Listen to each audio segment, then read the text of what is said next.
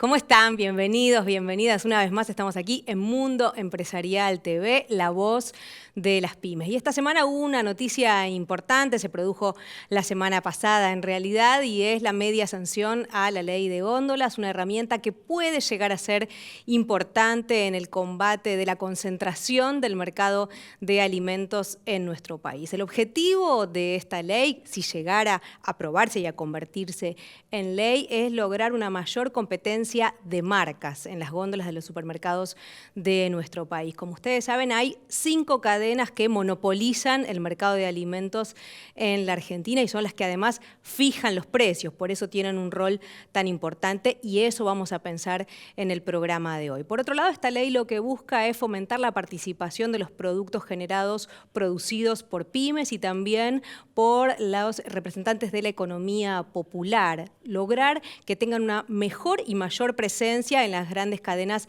de comercialización. Y en una tercera medida, algo que nos podría beneficiar a todos, es que bajen los precios a raíz de esta mayor competencia. Bueno, en eso estamos. ¿Cómo puede ponerse en marcha esta iniciativa? ¿Qué alcances puede tener? ¿Cuáles son los límites que puede llegar a encontrar? Eso vamos a debatir en el programa de hoy. Y mientras tanto, seguimos asistiendo a esta transición que ya está en marcha. Hay fecha, el próximo 6 de diciembre, Alberto Fernández va a dar a conocer definitivamente el gabinete que lo va a acompañar en el inicio de su gobierno a partir del 10 de diciembre, así que ahí tendremos el elenco completo de los que lo van a acompañar ya con todos sus nombres puestos y cada uno de sus cargos. Nos ocupamos siempre en este programa también de cómo avanzan las negociaciones del Pacto Social. Hubo declaraciones en las últimas horas de las grandes cámaras empresarias que salieron a decir que ellos no están en condiciones de afrontar un aumento generalizado de salarios. Ustedes recuerdan que se había hablado de esta posibilidad, incluso quien suena Moroni como posible ministro de Trabajo habló de la posibilidad de que se aumente un 20% en general los salarios una vez que asuma el nuevo gobierno. Veremos cómo se zanja esa discusión y sobre todo veremos qué rol va a ocupar el Estado, que seguramente sea distinto en esta nueva etapa y tal vez por eso se resuelvan estas cuestiones de un modo diferente. También en el programa de hoy nos va a visitar la directora de BAE Negocios. BAE Negocios viene haciendo una serie de charlas sobre distintos temas de cara al futuro. Hicieron hincapié en principio en la economía y después también se pusieron a pensar en cómo el Estado genera estrategias de comunicación y cómo el Estado distribuye su pauta oficial. Así que todo eso tendremos en el Mundo Empresarial TV de hoy. Presentamos el programa y recibimos a nuestros invitados.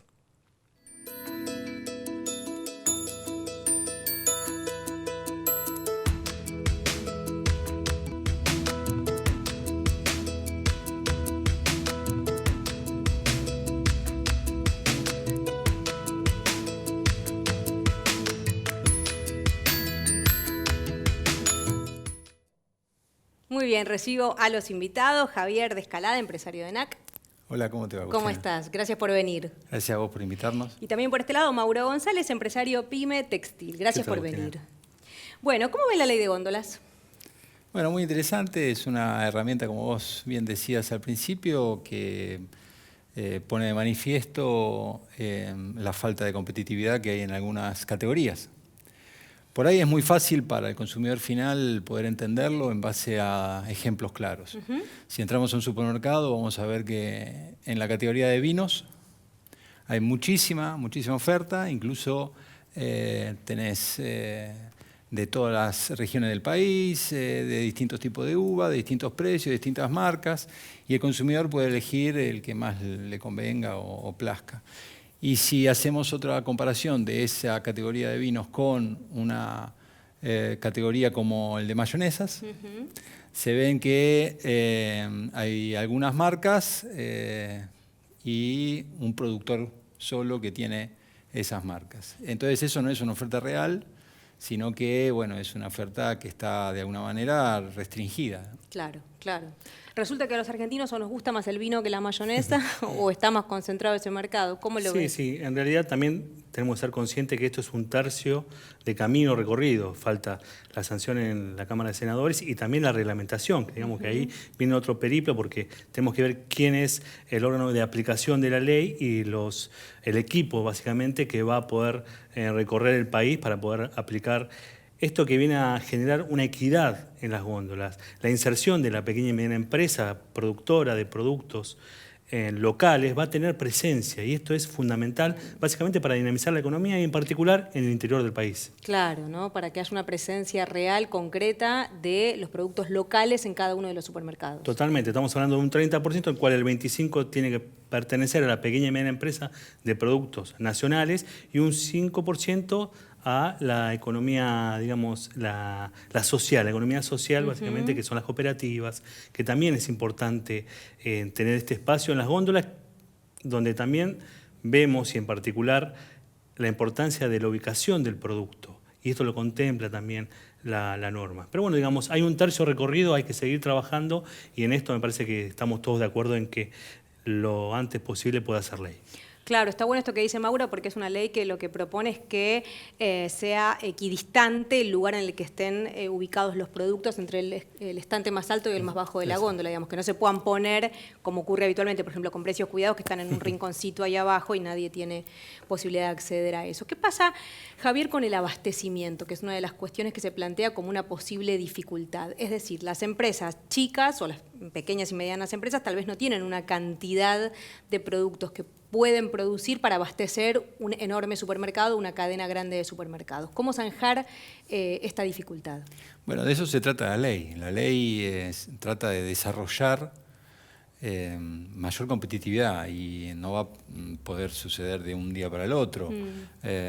Si hay un compromiso de aplicar la ley como debiera aplicarse, llevaría a un beneficio al consumidor final porque las empresas pymes nos desarrollaríamos para poder estar compitiendo, ofreciendo los productos, en definitiva, al consumidor. Y que sea el consumidor final el que lo elija. Y un dato interesante cuando vos mencionás lo del abastecimiento, es que también la ley contempla, además de la parte de góndola, de lo que ve el consumidor, también la ley contempla regular la posición dominante en la compra. Ya sea con el tipo de precio o la forma de pago, los plazos de pago. Entonces, de alguna manera también el gran supermercado, la gran superficie, tiene un poder de compra que de alguna manera esta ley viene a igualar o tratar de intervenir. ¿Cómo sería? A ver, pongamos un ejemplo para que lo podamos entender. Mira, el plazo de pago ya lo especifica la ley en 60 días, por ejemplo. Y hoy se da una situación de que los plazos son mucho mayores y en todo caso que si uno necesita hacerse del valor o del capital de trabajo, uno solamente lo puede descontar donde la gran superficie indica y no en otros lugares. Claro. Y con una tasa de descuento que obviamente son prohibitivas. Claro, claro, y lo que también le pasa a un empresario pyme, me imagino, es que no tiene espalda por ahí para esperar más tiempo y sí una gran empresa. Totalmente. Por eso me parece que la oportunidad que se tiene en lograr mayor oferta incorporando a las pymes va también a impactar en lo que se refiere a los precios. Lo que también hay que destacar que en esta norma, en esta media sanción de la ley de góndola, se ha incorporado el e-commerce, que hoy por hoy vemos una herramienta que viene en crecimiento. Y si no logramos avanzar en poder incorporar la ley de góndolas en el e-commerce, hubiéramos generado un impacto también negativo a posteriori, con lo cual me parece que ha sido un acierto excelente de incorporar el e-commerce en este proyecto de ley. Qué punto importante es ese, ¿no? Porque una porción significativa del mercado se lleva a este tipo de comercio, ¿no? Totalmente, y que las grandes cadenas puedan promocionar a las pequeñas y medianas empresas nacionales es importantísimo. ¿Qué necesitan las pymes? Les pregunto a los dos, empiezo por vos, Javier. ¿Qué necesitan las pymes para que, digamos, puedan ponerse en funcionamiento de modo de cumplir con la ley de góndolas? Digamos, ¿qué tipo de fomento, qué tipo de otra ayuda complementaria que el Estado le pueda dar a raíz de lo que esta ley va a demandar? Bueno, es muy importante recomponer el poder adquisitivo del consumidor. El primer paso es recomponer el poder adquisitivo y el segundo paso es, de alguna manera, hacer un trabajo de comercio de importaciones inteligente que nos permita administrar el comercio exterior inteligentemente en beneficio de la población, en beneficio del consumo interno. En estos tiempos, digamos, de conversaciones previas a la asunción de gobierno, donde se piensa en el acuerdo social, tener un marco de una ley de góndolas que trascienda acuerdos que pueden ser temporales y que ya una cantidad importantísima de diputados de distintos partidos haya votado a favor, es un muy buen ejemplo, es esperanzador frente a lo que nos toca enfrentar a las pymes en este último tramo de estos 4 años que fueron muy duros para nosotros. Entonces esto nos permite empezar a trabajar en estas medidas que vos comentás que necesitábamos, que tiene que ver con el mejoramiento del poder adquisitivo, hacer una administración inteligente de comercio, hacer un trabajo muy interesante desde el punto de vista de la AFIP, hacer una moratoria para que haya una posibilidad de arranque sano de una nueva etapa que suponemos que va a haber un cambio macroeconómico y las pymes estemos en posibilidades de poner en marcha las máquinas que tenemos paradas y además hacer una inversión que necesitamos para mantenernos actualizados. Claro. Y por el rubro de ustedes, por los empresarios textiles, ¿cómo están en este punto? Destruidos. O sea, hoy la economía, lo que se refiere a la industria textil, está por el piso. Estamos a un 40% de la capacidad productiva, digamos. La situación es muy dramática para las pymes. O sea, venimos primero con una mochila impositiva muy importante, el sostenimiento del empleo es cada vez, digamos, una presión, porque también convengamos que la pyme tiene una relación muy directa con los trabajadores, claro, que no lo tienen las grandes empresas. Entonces, en este sentido venimos transitando, digamos, un escenario más que complejo. Creemos que necesitamos medidas inmediatas, una tasa razonable que podamos enfrentar y poder reactivar la economía básicamente con temas que no son, digamos, para nada fáciles. O sea, una tasa que sea lógica, creemos que va a impactar de manera inmediata en la producción. Eso tiene que ser ya. Nosotros las pymes estamos convencidos de que el trabajador tiene que ganar más y acompañamos las políticas donde el mercado interno se inyecte con recursos. Creemos que es fundamental. Las pymes vivimos del mercado interno. Claro. Entonces es clave reactivar la economía, cuestión que estos 4 años no se vio para nada. En ese punto te pregunto, estas declaraciones que yo mencionaba al comienzo de las cámaras empresarias grandes, de los grandes empresarios, ¿no? Que salieron a decir, no estamos en condiciones de dar un aumento. ¿Qué mirada tenés? Las pymes, si analizamos, las condiciones no están dadas por la situación crítica, pero creemos que el gobierno va a aplicar medidas que van a acompañar esta reactivación. No es solamente el esfuerzo del empresario. Las pymes estamos comprometidos y vamos a hacer ese esfuerzo. Y seguramente habrá herramientas, habrá, digamos, una tasa realmente accesible para poder poner en marcha y enseguida darle el recurso al trabajador, este aumento inmediato que sabemos que vuelve al mercado, esto se inyecta y automáticamente dinamiza la economía. También entendemos que, yo lo mencionaba, la mochila fiscal, va a haber seguramente planes para poder afrontar este escenario y esto en consecuencia lo que va a generar básicamente es que podamos hacerle frente a esto. No creemos que hay que cerrar la persiana y decir no se puede dar porque la situación es dramática. La situación es dramática, las pymes, pero seguramente van a venir medidas que van a complementar y va a ser posible inyectar estos recursos al mercado interno. ¿Cómo lo ves, Javier? ¿Estarán, digamos, sentando su posición para negociar desde más atrás las grandes entidades empresarias? Y posiblemente sí, es parte del trabajo que siempre están acostumbrados a hacer, un trabajo de lobby, un trabajo de ponerse duros al principio para renegociar otras características que son propias de la importancia que tienen o de la facturación que tienen. Muchas son filiales de empresas extranjeras, claro, otras exportan mucha de la producción que hacen. Las pymes tenemos una realidad totalmente distinta. Esperamos también que el nuevo gobierno nos tenga en cuenta, que podamos tener voz y podamos estar dentro de las políticas públicas, porque realmente nos merecemos por la capacidad que tenemos de generar trabajo. Somos antes que nada productores de trabajo. Necesitamos estar en las mesas de las decisiones políticas también. Y déjame decir algo muy interesante que también Alberto lo planteó, que es desdolarizar las tarifas. Eso las pymes también lo necesitamos, ¿no? Entonces hay un tema macro que, como comentábamos recién, que hay que tener muy en cuenta y desdolarizar las tarifas, hacer un plan de trabajo y de desarrollo de la industria significa también tener energía, pensar en el transporte, pensar en la comunicación. Son todos datos que a nivel mundial ya lo vemos con la competitividad que necesitan empresas de Estados Unidos, de China, que permanentemente tienen negociaciones de primer nivel. Bueno, en este caso en Argentina todo eso no lo estamos hablando, todo eso no lo estamos teniendo en cuenta y tenemos que salir a competir porque realmente necesitamos traer dólares y tenemos que salir a exportar y necesitamos empezar a mirar eso que, como venimos tan abajo, no lo estamos mirando, pero en realidad nosotros tenemos que apuntar a conseguir clientes a nivel mundial. Claro, para poder tener los dólares que este país necesita. La ley de góndolas, ¿quién debería controlarla? Aunque no sepamos todavía exactamente quién va a ser el órgano de control, digamos, ¿no?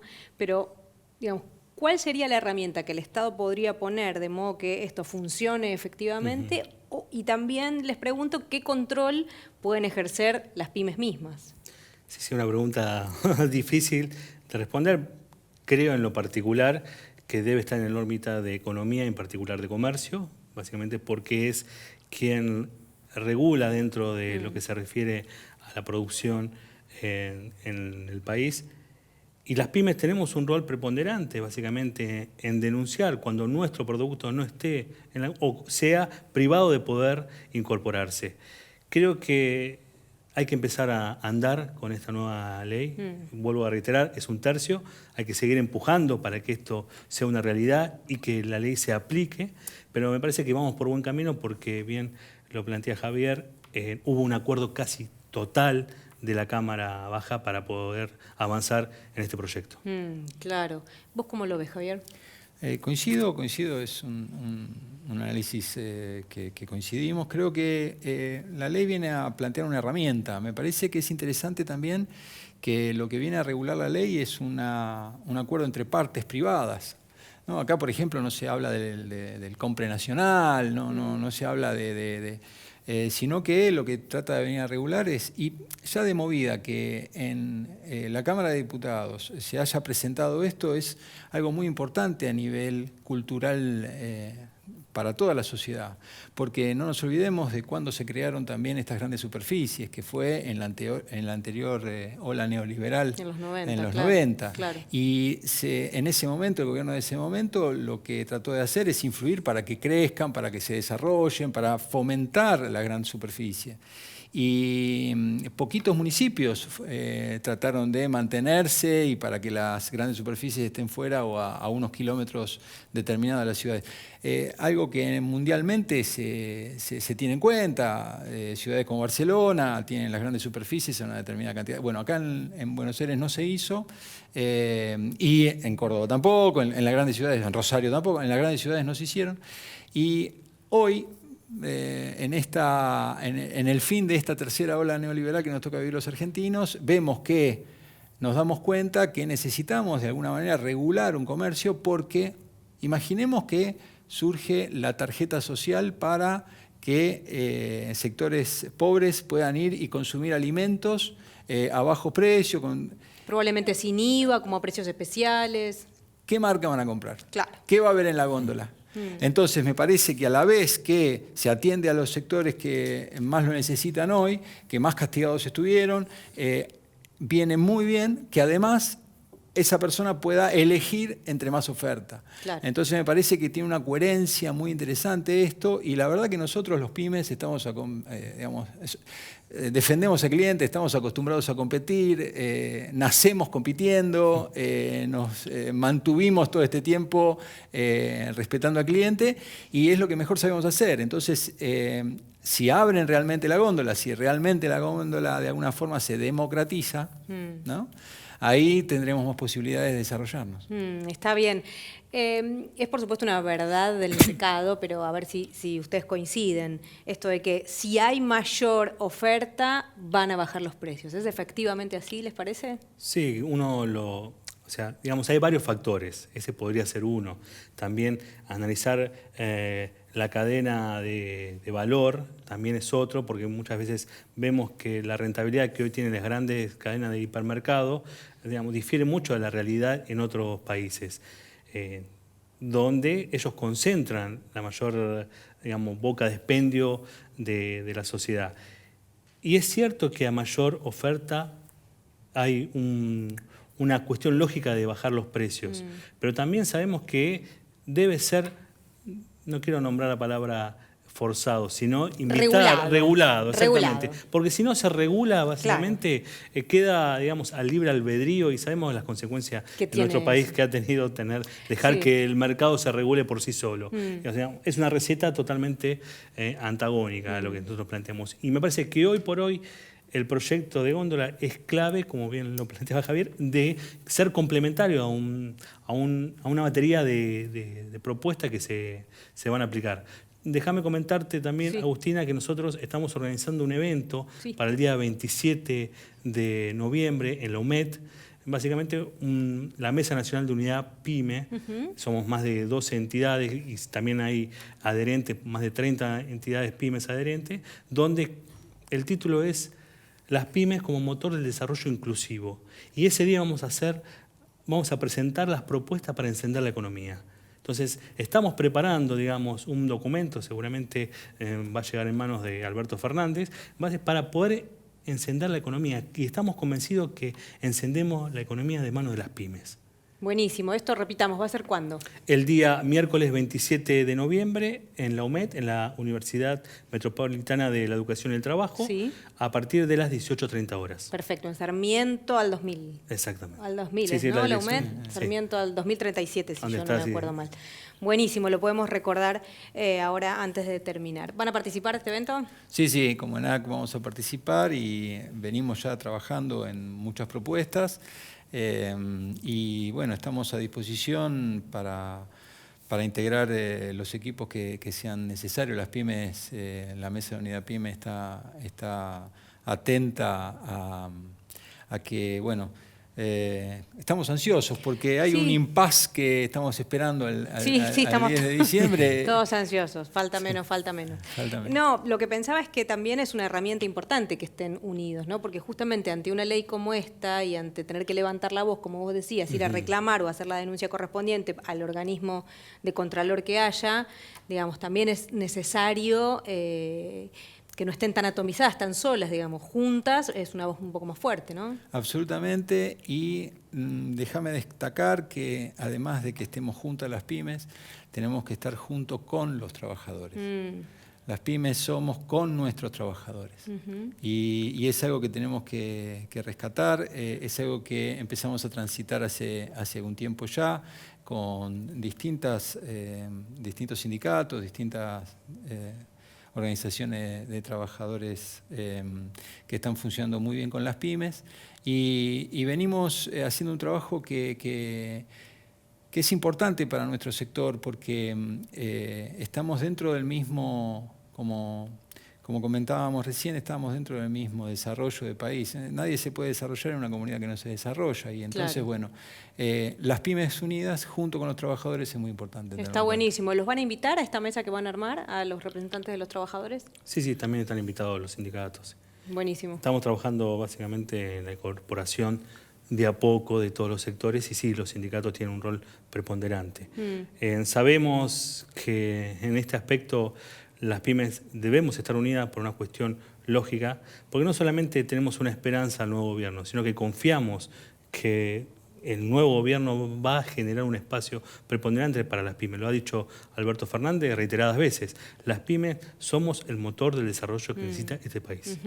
Les hago un comentario de algo que vienen diciendo, ya se escuchó por estos días los supermercados, que tal vez ustedes ya les pueden ir contestando, y es que, bueno, que ellos van a afrontar juicios porque como tienen compromisos con algunas marcas de cabecera de góndolas o este tipo de cuestiones, digamos, que ya han sellado estos contratos, estos acuerdos, y si esta ley cambia las condiciones, bueno, van a tener que afrontar juicios al respecto. ¿Qué les podrían decir? Yo creo que son excusas básicamente de estas grandes cadenas para poner piedras en el camino a esta nueva ley que beneficia básicamente a la economía argentina. ¿Y por qué querrían poner piedras en el camino, no? Digo, porque en realidad sí hay más productos, más ventas, más ganancias, digamos. ¿Por qué se resisten las grandes cadenas a lo que en realidad por ahí los podría beneficiar? que en realidad, digamos, en el fondo es una lucha de intereses, ¿no? Y cuando hablamos de regulación, ¿qué es lo que se trata de regular? Los intereses. Y es interesante esto de, por ejemplo, que haya una pobreza y haya aumentado el hambre en Argentina y tengamos a los productores de verduras siendo verdurados en la Plaza de Mayo. O sea, hay algo que no funciona bien. Hay algo que no estaría funcionando, ¿no? Los precios relativos han perdido coherencia, la macroeconomía con una tasa del 70% ha desbalanceado, digamos. Realmente es un momento complejo, porque el consumidor existe. Lo que no existe es el dinero, digamos, el poder adquisitivo para llegar ahí. Y estos grupos son esto lo que son. Digamos, si no lo hicieran, si no amenazaran con juicio, no serían ellos, digamos. O sea, ellos son esto, digamos, ¿no? O sea, no hay que confundirse, no es que la ley de góndola, que bueno, lo van a aplaudir y va a ser... Es una lucha de intereses compleja, difícil, dura.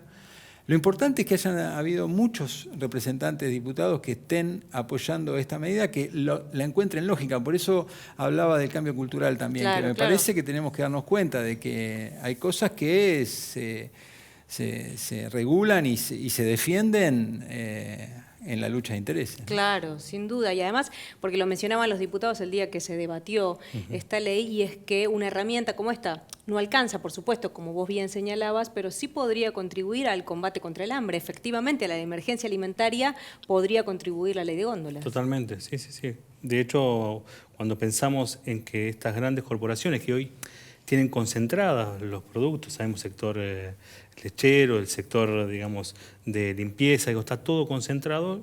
Esa concentración lo que obliga básicamente a exponer a estas grandes cadenas a que salgan a defender estos intereses. ¿Por qué? Porque saben que van a perder parte de esta torta, ¿no? Hoy la torta la tienen concentrada.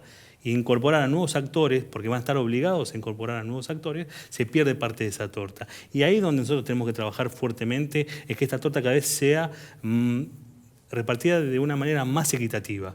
Y va a ser la herramienta fácil de poder avanzar contra una respuesta básicamente a la pobreza y al hambre con productos con precios más que razonables. Bueno, en eso pensamos, también en Mundo Empresarial TV, en que esta torta se pueda repartir de un modo más equitativo. Gracias por haber venido. Gracias. Gracias, Mauro, Gracias para vos también. Más información en www.mundoempresarial.com.ar. Segundo bloque de Mundo Empresarial TV. Recibimos ahora a nuestra próxima invitada, Gabriela Granata. Ella es la directora de BAE Negocios. ¿Cómo te va, Gabriela? Gracias por venir. Bien, gracias por la invitación. Bueno, contábamos antes que realizaron en BAE Negocios una serie de charlas, de debates pensando en el futuro. Se centraron primero en la economía del próximo gobierno y ahora se pusieron a pensar en las estrategias de comunicación del Estado, no solo del futuro gobierno, sino del Estado en general. ¿Cómo el Estado administra estos recursos? Estamos hablando, por supuesto, de la pauta oficial. Contanos en resumen por qué decidieron en principio hacer esta serie de eventos y esta charla en particular, Gabriela. Mira, los eventos empezamos a realizarlos una forma de devolver un poco el apoyo que tenemos de nuestros lectores, de quienes acompañan el diario todo el tiempo apoyándolo desde la información, que es lo más importante, y que nos dan información todos los días, y era como devolverles un poco con lo que mejor sabemos hacer, que es dar información y generar análisis. Entonces, aprovechando que cumplimos 22 años en el diario, decidimos hacer una serie de charlas para vincular a quienes leen habitualmente con los lectores. Buenísimo. La primera charla fue sobre economía, perspectivas para 2020, y en esta segunda charla nos queríamos centrar en cómo es la relación entre los medios y el Estado, la comunicación política y la comunicación de gobierno. Era un poco ver, bueno, cómo se manejó el gobierno de Macri con la prensa, cómo había sido antes con Cristina y cómo se preveía que iba a ser con Alberto, y derivó en un tema muy interesante que por lo general es medio tabú, que es el manejo de la pauta publicitaria, la discrecionalidad en el uso, si se le da más pauta a los medios amigos o no, y si es necesario implementar algún tipo de consejo, que es lo que planteó uno de los funcionarios del gobierno, vino Gabriel Enríquez, que es director de contenidos de la Jefatura de Gabinete, y planteó algo así como generar un espacio donde puedan confluir todos los actores de la industria de la información, para ver si se podía obtener alguna forma de generar equidad, que es parte importante para el funcionamiento de los medios y para que haya pluralidad de voces. Sin duda, que buscamos en general que ocurra finalmente eso, ¿no? Sobre Exacto. todo cuando es de parte del Estado. ¿Cómo ves vos, desde el medio que dirigís, el manejo que tuvo el gobierno de Macri de este tema, de la estrategia de comunicación en particular y de la pauta también? Mira, nosotros desde BAE Negocios hemos cuestionado mucho la política económica de este gobierno porque yo dirijo un medio que apuesta mucho a la producción, a la industria nacional, y este gobierno ha ido en sentido contrario. Desde ese punto de vista somos un medio crítico respecto del tema económico, y eso ha derivado también en que se cerraran algunas puertas en cuanto al apoyo que han tenido otros medios que pueden tener el mismo alcance o menos y han tenido más apoyo publicitario. De todos modos, para nosotros eso no fue un obstáculo. El diario creció mucho en estos años, apoyado sobre todo en los sectores con los que confluimos y con los que creen, aunque no tengamos coincidencias, con los que creen que hay que favorecer la pluralidad de voces. Digo, nuestros auspiciantes, quienes nos acompañan, no piensan exactamente como nosotros, pero consideran que es una voz que tiene que estar en el espectro de la información. Bien. Después, a mí particularmente hay determinado estilo de comunicación que me parece un tanto superficial y que me parece que a veces confunde la información con la escenografía. Entonces, escenográficamente vos podés poner a 3, 4 ministros, hablar, hacer conferencias de prensa, pero si no hay un fondo informativo y no hay una explicación para sustentar esas medidas de gobierno, me parece que hay una pata renga. El gobierno en un momento lo intentó, hacía muchas más reuniones off the record pensando en el background para los periodistas, para poder presentar sus medidas, proyectos, claro. para explicar sobre todo medidas económicas. El presidente del Banco Central, Guido Sandleris, solía hacer esos encuentros periódicos con los periodistas para dar explicaciones y contar más o menos cuál era el sentido de las medidas que tomaba. Creo que lo dejó de hacer el gobierno en vista de los malos resultados y me parece que es una pérdida importante para poder nosotros, los periodistas, desde los medios, poder explicar mejor la información. ¿Cómo lograr la pluralidad en este sentido, ¿no? En el sentido de lo que el Estado haga respecto de sus recursos y el espectro, la industria de la comunicación social? Mira, me parece que no es tan complicado. Digo, vos tenés una cantidad de medios y por suerte tenés muchos más medios ahora con el acceso digital. Podés hacer una especie de mix entre audiencia, medios sectoriales, medios de nicho y localización para evitar que vaya todo hacia en lugares donde hay menos medios. Nosotros estamos en la ciudad de Buenos Aires, donde tenemos mucho acceso a la información. Ahora, de todos modos, se está generalizando también el acceso a Internet en todos lados, Wi-Fi público. En muchas provincias hay Wi-Fi público, entonces tenés más acceso a la información. Me parece que no es tan complicado. Tenés un registro de medios, tenés un espectro y tenés una diversificación. Pero lo que sucede es que este gobierno ha dejado de lado mucho las campañas de información pública. Digo, ya si querés separarlo con a quién pauta y a quién no pauta. Yo no tengo muy presente que haya habido últimamente campañas vinculadas con pago de impuestos, moratorias de AFIP o cualquier otra medida que tomen vinculado con AFIP, préstamos, cuestiones de salud pública. Digo, las campañas han desaparecido. Entonces, creo que el gobierno se retiró de los medios y pasa a informar por otro lado, apoyado en Big Data o en cualquier otra cuestión tecnológica en redes sociales, y desatendió lo que es el principal canal de información masivo y homogeneizador, por ejemplo, que es la televisión. Claro, y seguramente esto coincidió con que el Estado se retiró efectivamente de esas políticas también. Digamos, creo que ¿no? sí, coincido con vos con que hay un retiro de las políticas, por lo tanto no tenés que comunicar. Claro, que comunicar. Entonces ha direccionado a producción de spots, producción de algún tipo de comunicación mucho más pensada en las elecciones y no pensada tanto en la gestión pública. Bueno, y en esta charla se armó un poco una discusión respecto de unas declaraciones que hizo la jefa de comunicación, si no recuerdo mal, de ANSES. Mira, yo creo que las declaraciones que hubo vinculado con el manejo publicitario del ANSES fueron bastante claras. De hecho, la directora de Comunicación Estratégica planteó que habían reducido notablemente el nivel de pauta publicitaria. Planteó que seleccionaban, sobre todo los medios o los periodistas especializados para apoyar. Y también desde Jefatura de Gabinete plantearon que al no haber algo que regule la asignación de pauta, existe discrecionalidad y mientras no haya ninguna regulación, lo va a seguir habiendo. A mí me quedó mucho una frase que dijo la directora de comunicación del ANSES, Paula Fernández, que dice: lo primero que hay que preguntarle a un funcionario es si está dispuesto a hablar con todos los medios o solo con los que son amigables con su gestión. Entonces, la calidad de comunicación pública también tiene que ver con el perfil de funcionario.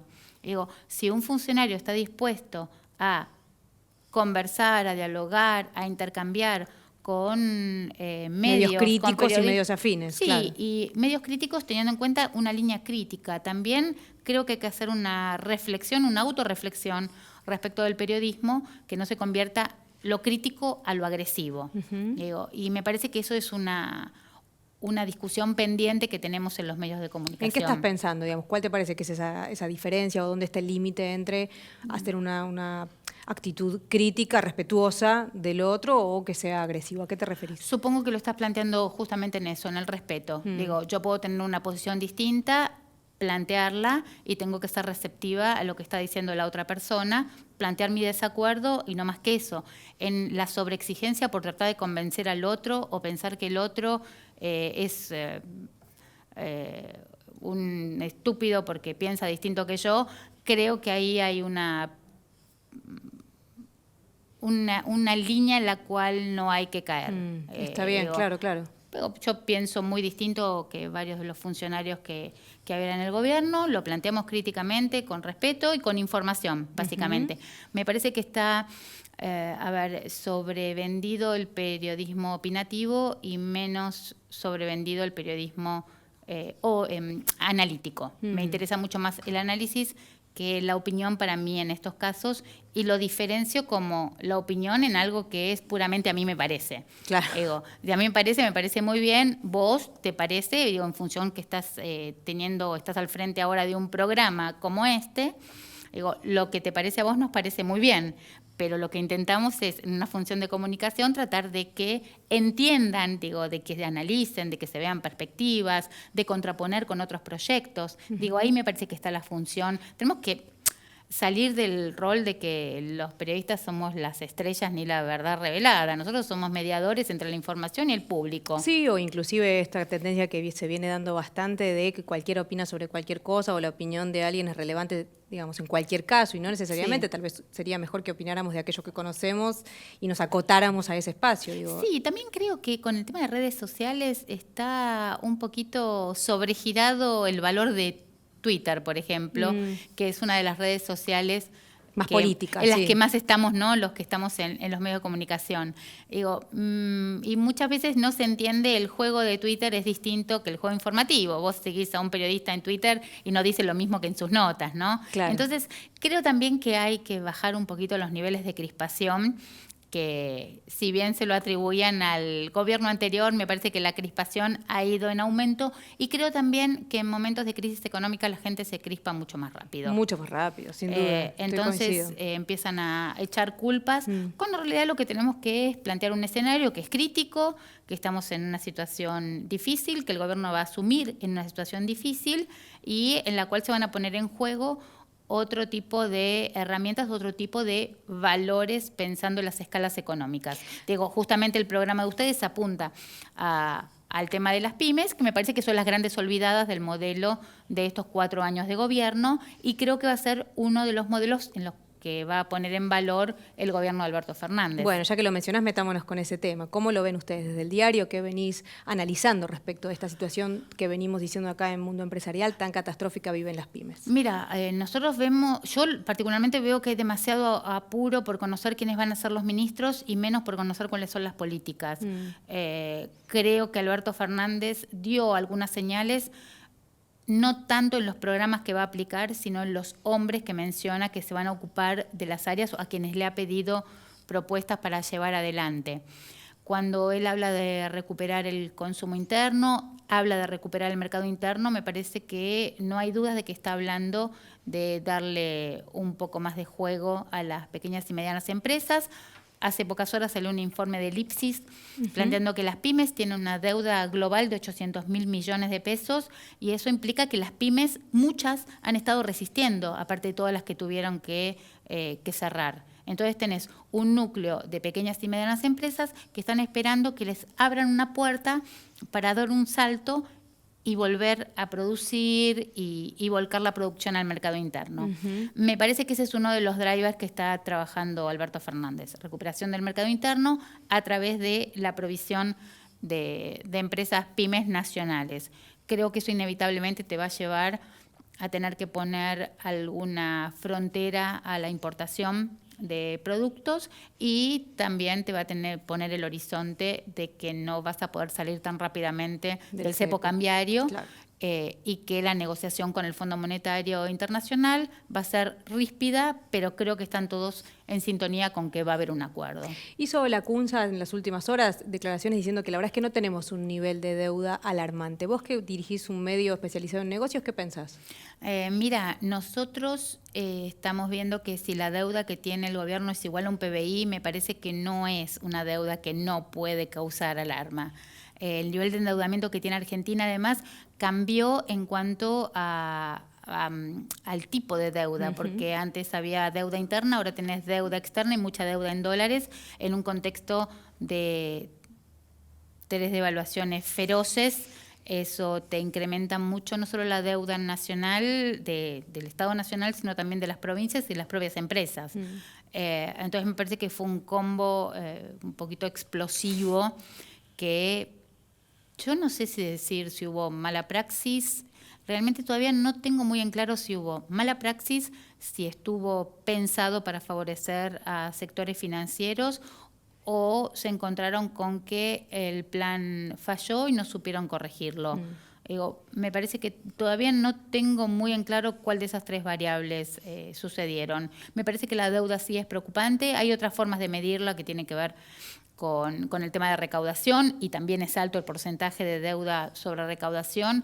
Hay otro modo de medir la deuda y no solo contra PBI, que es medir deuda contra ingresos por exportaciones y también están bajando las exportaciones, así que con cualquiera de las 3 variables básicas, claro, PBI, exportaciones o recaudación, la deuda es preocupante y por eso el gobierno hizo un reperfilamiento y el gobierno que viene va a tener que hacer otro más porque vencen cerca de 13.000 millones de dólares solamente en el primer trimestre entre pesos y dólares y va a tener que afrontar eso. ¿Qué te parece que va a pasar con la inflación el año que viene? Me estaría yendo al casino en este momento a jugar si supiera qué. Me parece que va a ser un poquito más controlada, sobre todo porque en el equipo económico de Alberto Fernández se está planteando que la devaluación, el horizonte más alto de devaluación es inferior al 30%, el que planifican para los próximos meses y la inflación está muy atada al tipo de cambio. Algunos están planteando si va a haber algún desdoblamiento del mercado cambiario, si va a haber un tipo de dólar financiero de exportaciones. Me parece poco práctico para la economía argentina hacer un desdoblamiento del tipo de cambio, pero sí que están trabajando con un horizonte de un acuerdo de precios para, por lo menos en la primera etapa y a partir de este Consejo contra la Pobreza, contra el hambre y la pobreza, armar acuerdos con las empresas para no solo que no haya aumento de precios sostenidos en los alimentos, sino que incluso haya una reducción del precio en algunos alimentos, con el horizonte de recuperación por volumen por consumo y recuperación del consumo y venta por volumen Y no por precio. diferencia de precios. Claro, claro. Porque también, igual creo que ahora ya están un poco más equilibrados. Hasta hace un trimestre la diferencia entre precios mayoristas y minoristas era mucha, entonces tenías todavía un traslado a precios fuerte. Ahora creo que eso también se suavizó.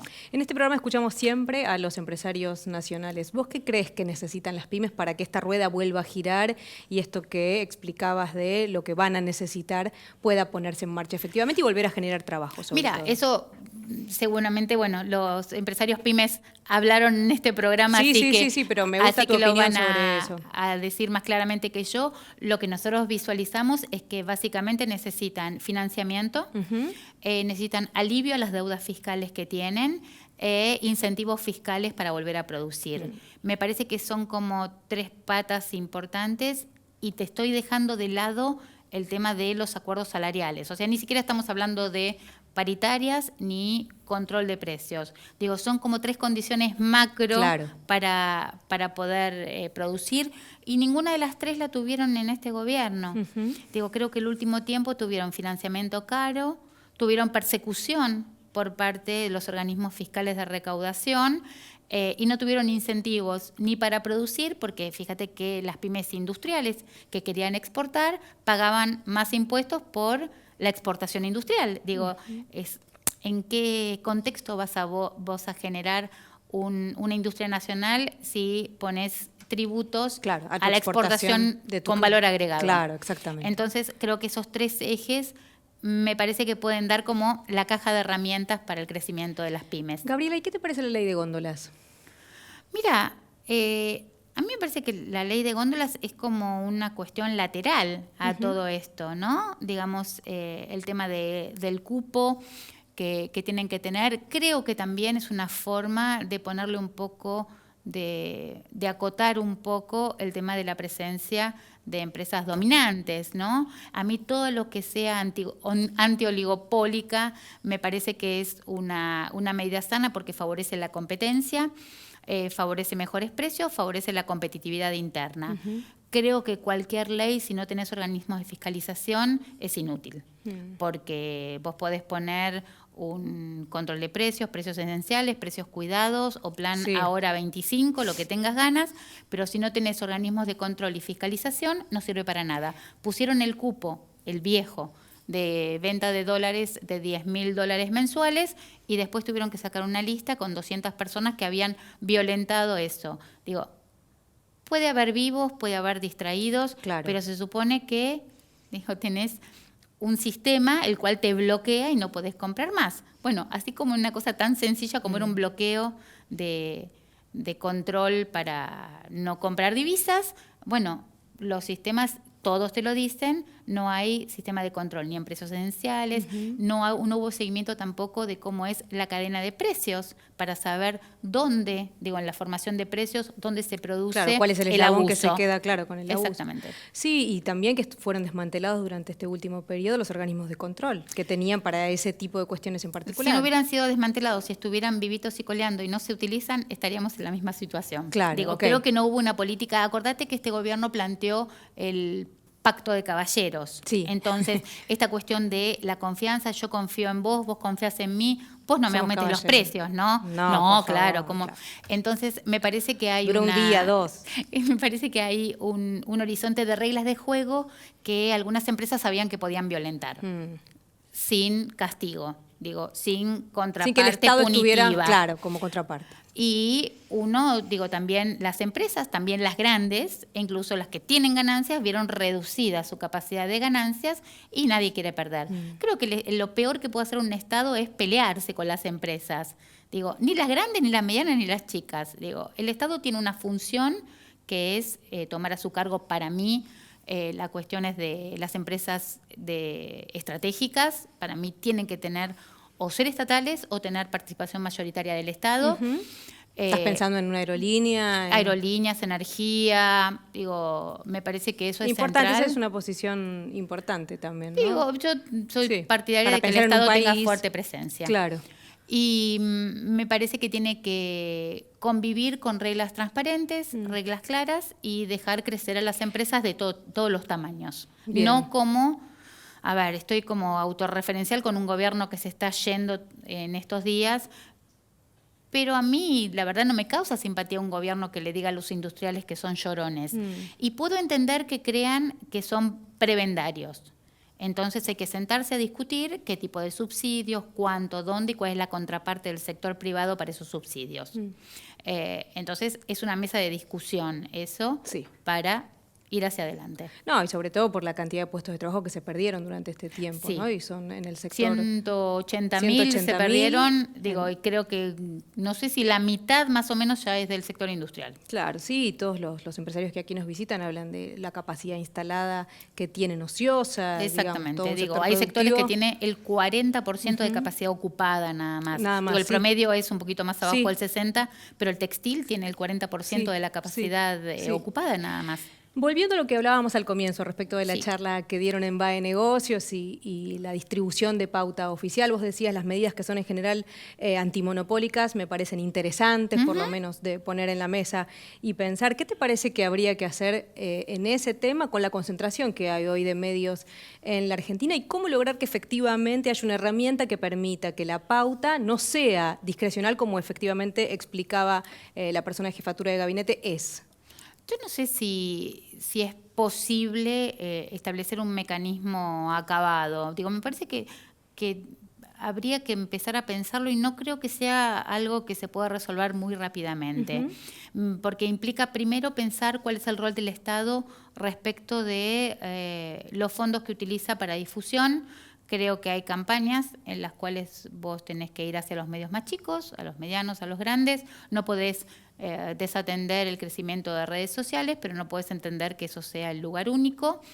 Me parece, mira, había un planteo cuando asumió Marcos Peña que era pedirle a los medios que hicieran una especie de reconversión y que según la pauta privada que tenían, hacían como una suerte de espejo y generaban la pauta pública. Cuanto más pauta privada, menos pública, era la idea. No, cuanto más, si vos conseguías pauta privada, significaba que tu medio era eficiente, solvente, no sé qué, entonces te podían dar pauta pública porque no vivías del Estado. Ajá. Yo en esto creo también que existe como el chiste ese de la equidad y la igualdad. Claro. O sea, la igualdad es para todos por iguales, pero el que es más bajito no llega a ver a través de la cerca. La equidad es que tenga un manguito más alto el que tiene menor estatura. Por eso yo la entendía al revés, ¿no? Porque por la misma mirada. Exactamente. Entonces, creo que hay que establecer cuáles son los requisitos para pensar cuál es un medio nacional, un medio local, un medio regional, en función de tener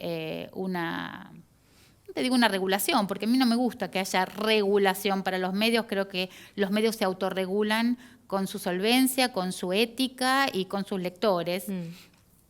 Pero me parece que a lo mejor establecer un criterio de asignación para medios nacionales, para medios regionales y para medios locales. Creo que eso es lo que se fue perdiendo. Los medios locales empezaron a tener menos participación, los medios de todo tamaño se están reconvirtiendo tanto en sus redacciones como en su vinculación con sus lectores, y también están cambiando los modelos de negocios. Sí. A lo mejor ahora pensar en el Estado como el gran proveedor creo que sería equivocado. Okay. Yo creo que el Estado debe pensar en cómo es su mejor gestión de comunicación pública para llegar a toda la población.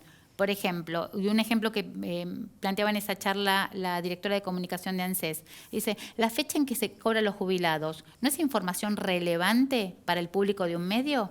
¿Por qué hay que pagar para eso? Entonces, información relevante, yo soy un medio que me interesa porque mis lectores quieren saber cuándo son los vencimientos de AFIP, cuándo cobran ANSES, si hay aumentos de la UH, etc. Claro, está bien ese planteo, que haya por ahí una información mínima, básica, como digamos los espacios a la solidaridad, que son obligatorios. Exacto, pero después tenés otras campañas de difusión, de instalación de políticas públicas que tienen que ver con el Estado, llegar a la población, claro, que tienen que ver con la impronta de cada uno de los gobiernos. Entonces, para algunos será obra pública, para otros será la Oficina Anticorrupción, para otros será Claro, el lo que pasa es Metrobús. que ahí nos metemos en un fino, ¿no? Porque empieza a ser esto de la impronta y de qué es lo que prioriza cada gobierno y es difícil establecer una norma general que lo regule sin que esto sea conflictivo. Es que creo que yo no podría definir ahora una norma general Claro. y creo que también es bastante complejo eso.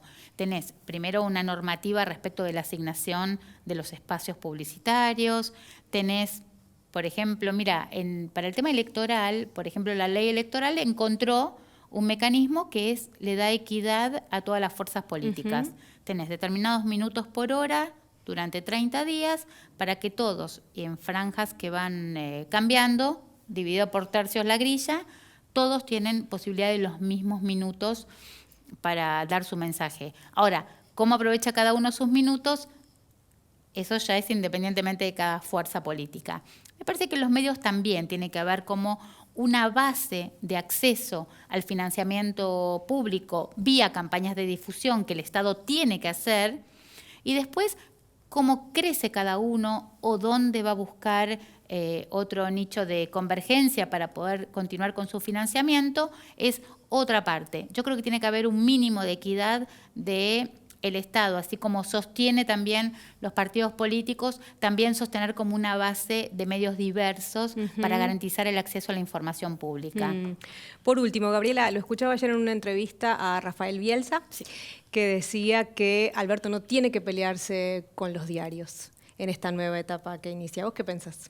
Mira, Alberto cuando fue jefe de gabinete no se peleaba mucho con los diarios, se empezó a pelear ahora. A mí no me molesta, la verdad, que discutan. Y de hecho, como directora de un medio, si tuvieran que señalar alguna nota que no es correcta o que no están de acuerdo, yo no lo veo como un escrache, lo veo como un señalamiento público. Nosotros también somos un medio de comunicación y tenemos responsabilidad en lo que estamos comunicando.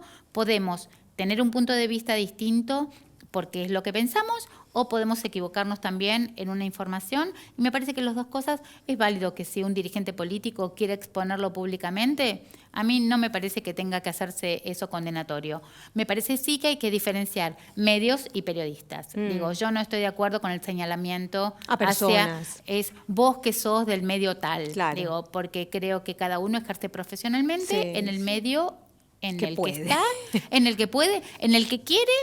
O en el Pocas que veces, puede. en el que puede. En la mayoría. Y también claro. el medio muchas veces cambia su línea. Sí. Entonces, el mismo periodista, la misma periodista que piensa lo mismo, una vez está en un tiempo en el mismo medio que tiene una postura y por diferentes circunstancias puede cambiar hacia otra postura. Bien, bien. Entonces, el medio cambia su posicionamiento y el periodista es el mismo.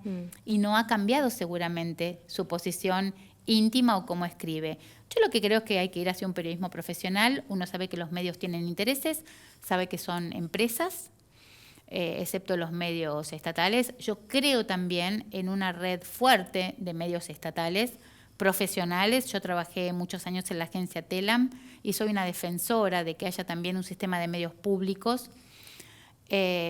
Me parece que ahí es donde hay que ponerse a diferenciar la información de la operación, porque también, digo, si estamos hablando de autocrítica, la información falsa no es fake news. No es new si es fake. Claro, digo, si es exactamente. falso, es falso. Desinformación. Y si está descontextualizado, tampoco es buena información. Me parece que todavía tenemos un camino bastante largo para recorrer en los medios. Gabriela, muchas gracias. Un placer. Al contrario, gracias conversar por la con invitación. vos. Gabriela Granata, directora de BAE Negocios, estuvo con nosotros. Esto es Mundo Empresarial TV. Gracias y hasta la próxima.